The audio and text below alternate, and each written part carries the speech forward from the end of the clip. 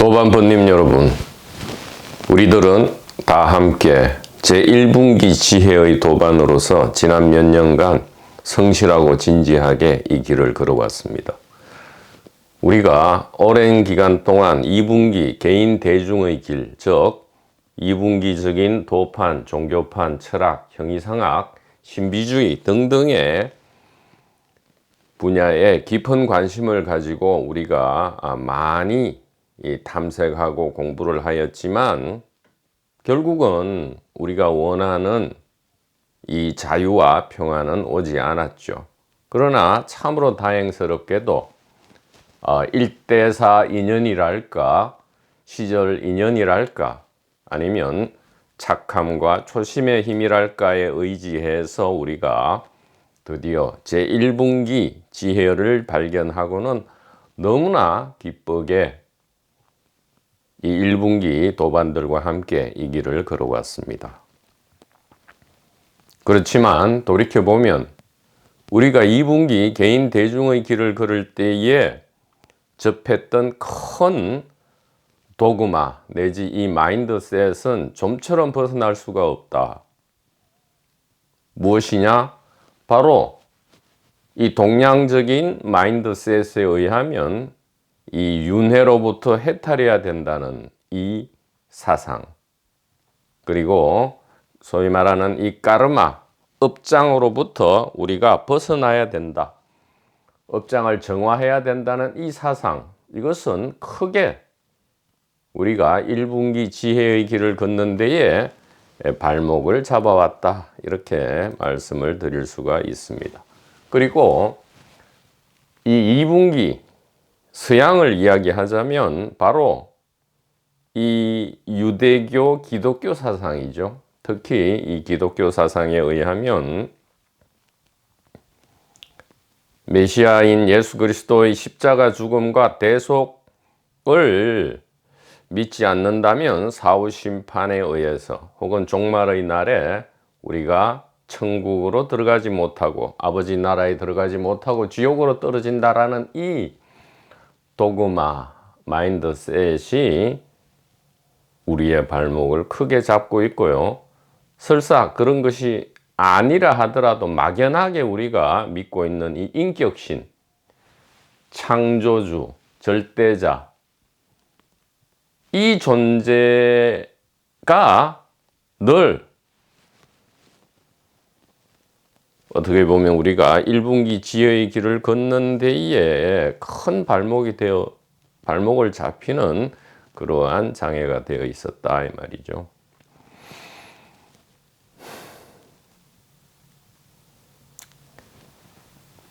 그러면 우리가 걷고 있는 이 1분기 지혜는 뭐냐? 도무지 2분기 개인 대중이 만들어낸 그러한 종교적인 도그마, 그것이 아무리 중요한 세계 7대, 8대 종교를 할지라도 사실은 그거와 아무 상관이 없다, 이 말이에요. 2분기 길에 나타나는 모든 그것이 아무리 성스럽고 위대한 것이라 할지라도 1분기 지혜의 희미한 그림자에 불과하다, 이렇게 분명히 말씀드릴 수 있고요. 그러면 이 1분기 지혜는 뭐냐? 동서고금을 관통하는, 동양서양 아무 관계없고 옛과 지금이 아무 관계없는 단 하나의 유일한 진실이고 생사의 해석의 열쇠이고, 그리고 현대적 용어로는 이 의식에 대한 의식 탐구의 유일한 결과다. 그래서 여태까지 이 동양적인 여러 가지 이 1분기 지혜 문서를 가지고 우리가 여기에 대해서 설명이 했고요. 또 지난번에 이 도마복음 현대적 강론을 통해서 어느 정도 이 부분을 분명하게 했다 여겼지만, 그래도 아직 남아있는 것이 있기 때문에 오늘 짧고 중요한 메시지를 전달하고자 합니다. 제목은 기독교의 기원 및 예수 실존 여부에 대한 세계에서 가장 짧고 중요한 논문이다, 이렇게 말씀드리고요. 도마복음 현대적 강론 종강 후기를 부제로 하겠습니다. 그러니까 지금 전달하는 메시지의 핵심은 기독교의 기원이 우리가 알고 있는 것과 전혀 다르다라는 부분이고요. 이 예수 그리스도의 실제로 예수 그리스도가 그 복음서에서 묘사하는 그런 예수 그리스도는 물론이고, 복음서에서 묘사된 그런 예수는 아니라 할지라도 그 비슷한 실제로 역사적으로 존재한 예수가 있었느냐, 아니면 전혀 그런 존재 자체가 없었느냐, 즉 기적이나 동정녀 탄생이나 죽음 후의 부활이나 이러한 어떻게 보면 종교적인 어떤 교리, 신앙의 핵심을 제외하더라도 그런 것에 바탕이 된 어떤 역사적 개인이 있었느냐 여부에 대한 메시지가 되겠다, 그렇게 말씀드립니다. 자, 주 제목은 기독교의 기원 및 예수 실존 여부에 대한 세계에서 가장 짧고 중요한 논문이다. 부제는 도마복음 현대적 강론 종강 후기, 이렇게 되겠고요. 서론입니다. 현재 우리가 알고 있는 기독교의 기원은 AD 1세기 초에 팔레스타인에 실제로 존재했다고 알려진 예수 그리스도이거나 그 예수가 아니라면 사도 바울입니다. 그렇게 알아야만 했고, 이에 대한 반론은 지난 1500년간 철저하게 봉쇄되거나 거부되거나 비난받거나 화형에 처해졌습니다. 그러나 정직하고 진지하게 사실을 탐색해 보면 실제는 그와 전혀 다름을 우리가 알 수 있습니다. 지금의 기독교의 원초적 맹아가 형성되기 시작한 기간은 두 개의 전쟁을 사이로 하고요.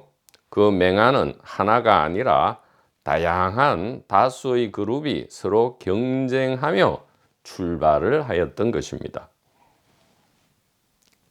두 번째, 기독교의 원초적 맹아 형성 기간, 이것은 BC 167년 마카비 전쟁부터 시작해서 AD 70년 제1차 유대 로마 전쟁이 끝나는 237년의 기간 동안 서서히 기독교의 원초적 맹아가 형성되었다, 이렇게 말씀드릴 수 있습니다. 자, 세 번째, 중요 인물로서 첫 번째는 정의로운 교사가 있다. 마카비 전쟁 전후에 에세네파의 원조가 된 의의 교사, 정의의 교사가 있고요. 두 번째는 야고보와 게바라고도 하는 베드로, 그리고 요한이 있다. AD 1세기 초에 예루살렘 그룹의 수장 야고보와 또 그 그룹의 멤버로서의 베드로와 요한이 있다. 그리고 세 번째 중요 인물로서 바로 사도 바울이 있다. 사도 바울은 영적인 그리스도를 시종일관 주창했습니다. 그리고 자칭 사도 바울이죠. 그리고 이 바울은 역사적으로 실제한 사람으로서의 예수를 언급한 적이 없습니다. 바울의 서간문에 보면 역사적 실제 사람의 예수는 언급되어 있지 않다. 또 바울이 로마에 전도 여행을 가기도 전에 로마 교회는 그 이전부터 큰 규모로 이미 존재하고 있었다. 네 번째 중요 인물 요세푸스 플라비우스입니다. 요세푸스 플라비우스 AD 70년 제1차 유대 로마 전쟁을 몸소 체험하고 이 요세푸스가 말이에요.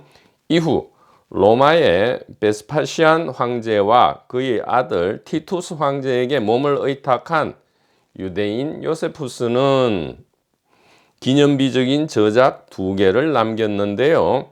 그 저작물인 유대 전쟁사와 유대 고대사는 예수의 실존 여부를 판단하는 가장 중요한 문서입니다. 바울과 예수와 동시대 인물인 요세푸스. 물론 예수가 실존했다면 말이에요. 예수와 바울과 동시대 인물인 요세푸스는 복음서가 묘사하는 예수에 대하여 전혀 언급하지 않고 있는데 이는 예수가 실존했다는 전제하에서는 100% 불가능한 일이다. 이렇게 말씀을 드릴 수 있습니다.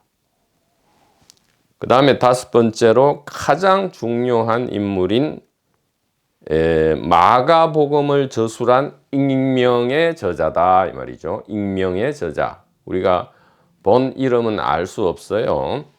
현재 우리가 알고 있는 예수 그리스도와 기독교, 현재 우리가 당연하게 여기는 예수 그리스도와 지금의 기독교, 즉 가톨릭과 개신교의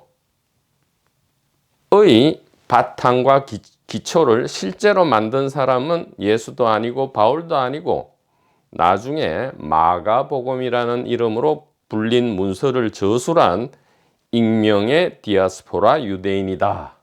이렇게 말씀드립니다. 그 익명의 저자는 그리스어에 정통하면서 히브리 성경도 잘 알고 있는 소아시아 혹은 시리아 혹은 그리스에 거주하는 디아스포라 유대인이었을 것입니다. 자, 네 번째로 결론을 내도록 하겠습니다. 마가복음을 저술한 익명의 저자는 갈릴리 전성, 예루살렘 전성, 바울 전성, 그리고 요세푸스의 저작을 천재적으로 잘 융합해서 이후 2000년 동안 인류 역사에 가장 지대한 영향을 끼칠 엄청나게 중요한 문서를 저술했죠. 바로 나중에 마가복음으로 불렸습니다. 그 익명의 저자가 그렇게 할 수 있었던 배경은 AD 70년에 발발한 유대 로마 전쟁으로 인하여 예루살렘과 그 성전과 유대 국가와 유대교 자체가 완전히 파괴되었기 때문에 로마의 뜻에 반하지만 않는다면 그 이전의 어떤 전통, 전성, 사람, 종교, 교리, 율법 등에 얽매이지 않고 매우 자유롭고 창의적인 분위기 하에서 저술 창작 활동을 할 수 있었다는 사실입니다. 그러니까 아무도 시비를 걸 왈가왈부할 그러한 집단도 사람도 전통도 모두 사라졌다는 얘기죠. 이때가 아마 AD 90년 전후로 추정되고요. 그 이후에 저술된 마태복음, 누가복음, 사도행전, 요한복음, 그리고 계시록 등등의 이 작품 문서들은 다 마가복음의 아류작들이다. 그러니까 최초의 출발점과 단서는 마가복음이다. 이렇게 말씀드릴 수 있고요. 그럼 바울 서신은 뭐냐? 바울 서신은 이 복음서들보다 훨씬 이전에, 즉 유대 로마 전쟁 이전에 쓰여진 것입니다.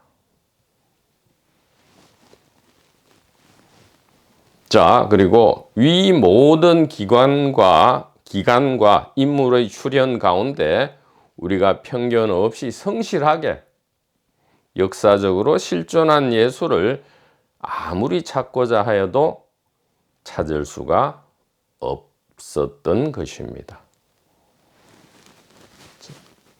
100년 앞을 바라보며 스피커가 메시지를 전달 드립니다. 도반번님 여러분, 대단히 감사합니다.